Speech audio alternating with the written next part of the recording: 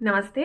मैं हूं डॉक्टर अनुभूति उपाध्याय, साइकियाट्रिस्ट। आज हम बात करेंगे एडीएचडी के बारे में। ये एक बच्चों में पाई जाने वाली साइकियाट्रिक प्रॉब्लम है और जैसा कि नाम में ही है, इसमें दो कैटेगरी के सिम्टम्स होते हैं। एक होता है बच्चों में अटेंशन की कमी यानी अटेंशन डेफिसिट, और दूसरा होता है हाइपर एक्टिविटी या फिर इम्पल्सिव बिहेवियर। ये यूजुअली बच्चों में 3 साल से स्टार्ट होना शुरू हो जाता है और 12 साल के पहले ही ये हमें बच्चों में दिखाई देने लगता है ना। यूजुअली जो टॉडलर्स होते हैं, छोटे बच्चे होते हैं, उनमें सब में कहीं ना कहीं थोड़ी बहुत इनअटेंटिवनेस होती है, हाइपर एक्टिविटी होती है। इसलिए इसकी डायग्नोसिस हमें कभी भी खुद नहीं करना चाहिए। बहुत सारी बार पेशेंट्स खुद आके क्लिनिक में बोलते हैं हमारे बच्चे को एडीएचडी है। सो ये गंभीर समस्या है। ये प्रॉपर इवैल्यूएशन के साथ ही हम डायग्नोस कर सकते हैं। बच्चा इसमें ऐसा नहीं है कि स्कूल ही में अगर मस्ती कर रहा है, बहुत हाइपर एक्टिव है, तो हम उसे एडीएचडी बोलते हैं। ये जो एडीएचडी के सिम्टम्स हैं, ये बच्चों को एटलीस्ट 3 सेटिंग्स में होने चाहिए, जैसे स्कूल में, घर में, और फिर बाहर कहीं खेलने जा रहे हैं वहाँ पे भी ये सारे सिम्टम्स होने चाहिए। तो इसके लक्षण क्या हो सकते हैं?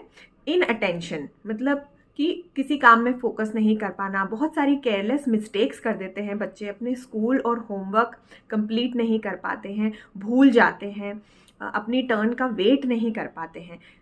हाइपर एक्टिव और इम्पल्सिव बिहेवियर, एक जगह बैठ नहीं पाते हैं, ठप ठप करते रहते हैं, घूमते ही रहते हैं, और अगर उनसे कुछ सवाल पूछा जाए तो अपनी टर्न का वेट नहीं कर पाते हैं।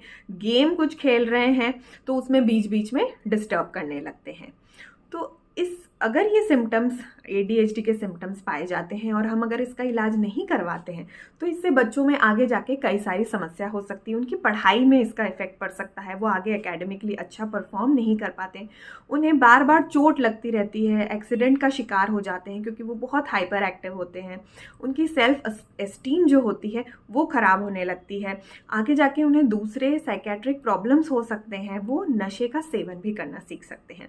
तो अगर किसी बच्चे में इस प्रकार के सिम्टम्स हैं तो उनका प्रॉपर इवैल्यूएशन ज़रूरी होता है। इसकी डायग्नोसिस जो होती है वो टेस्ट्स होते हैं, साइकोमेट्रिक असेसमेंट होते हैं, उससे साइकोलॉजिस्ट और साइकेट्रिस्ट मिलके एक डायग्नोसिस बनाते हैं और उसके बाद उसका ट्रीटमेंट होता है। और इसका ट्रीटमेंट 2 तरीके से हो सकता है। एक होता है कि हम मेडिकेशंस दें जिससे कि बच्चे का अटेंशन स्पैन बढ़े और हाइपर एक्टिव बिहेवियर कम हो जाता है।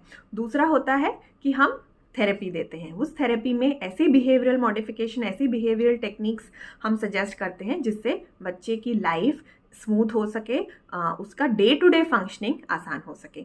इसका ट्रीटमेंट बहुत हद तक पॉसिबल है और आगे जाके हम सिवियर मेंटल डिसऑर्डर्स बच्चे में होने से रोक सकते हैं। तो अगर किसी में इस प्रकार के सिम्टम्स आपके बच्चे में या किसी में आपको देखने को मिलते हैं तो ज़रूर साइकियाट्रिस्ट से इवैल्यूएट करवाएं और बच्चे का ट्रीटमेंट करवाएं। Thank you.